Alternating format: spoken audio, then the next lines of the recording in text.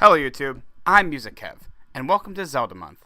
I've been uploading one video a day on either this channel or my other channel, and at this point, I've done all 10 top 10s on my Musikev Plays channel, and this is the second of two in-depth discussion series of the musical top 10s, being title songs in Zelda games.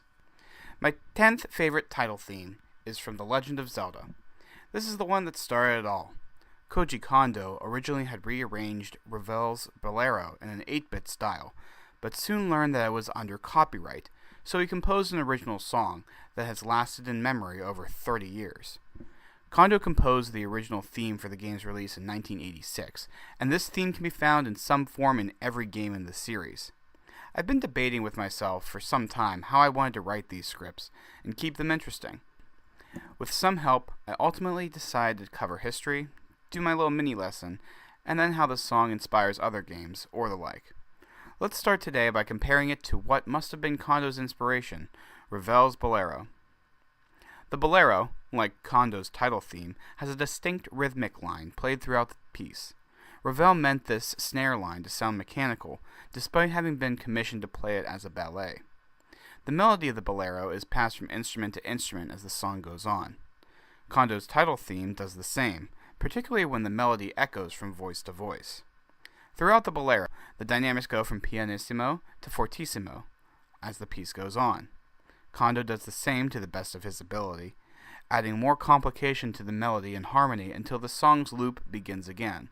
The tempo and the marching feel is the same behind each. Since my last series gave a brief music history and theory lesson in each episode, let me do a quick one about musical copyright here, since it kind of forced Kondo to create this song.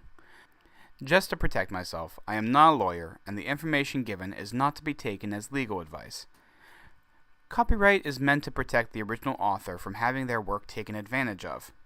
Current copyright law, since 1978, allows you to maintain copyright up to 70 years after your death before it enters public domain.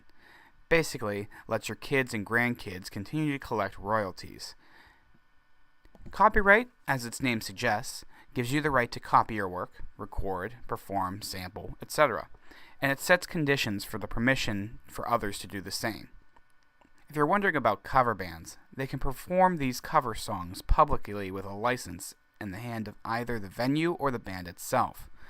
If you want to go on an interesting Google adventure, check out the copyright cases surrounding Happy Birthday.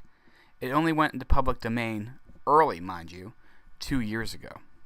As promised, we'll talk about how this theme has evolved and been reorchestrated or reused throughout the years.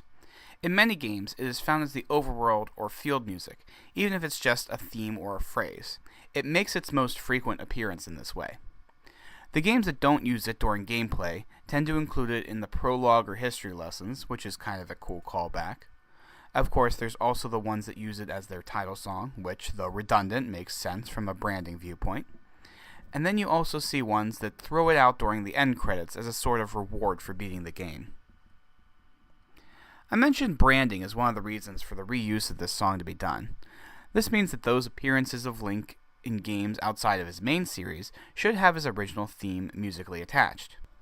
The animated series has the first full orchestration of the theme, and then has the standard happy, sad, spooky variations depending on the mood of the scene. Everyone's favorite Nintendo crossover game, Super Smash Bros., has the song featured on Link's stages and remixes whenever a Legend of Zelda character wins the match. And because I know Artistical will appreciate me mentioning it, it plays on the Hyrule circuit of Mario Kart.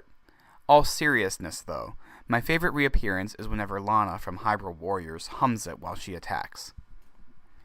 Okay, so I've taken a bit of a path to get to my conclusion here. But I've always had an issue with being afraid to analyze and break down a song to death to the point where it becomes no longer enjoyable or fun. Maybe I'll do a dangers of versus benefits of music theory in the future. Could probably do a really cool debate on that. Maybe with someone else? I'm sorry, what were we talking about again? Oh, right, Koji Kondo's Legend of Zelda original title theme.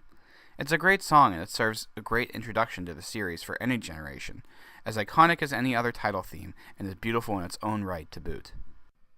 Be sure to like this video as well, since I like the validation. And make sure you subscribe so that I can see you all tomorrow as I continue the in-depth look at the top 10 title themes in Zelda games. If you've missed the list that I'm basing this on, or any other, the link to the playlist will be found below. I will see you all tomorrow.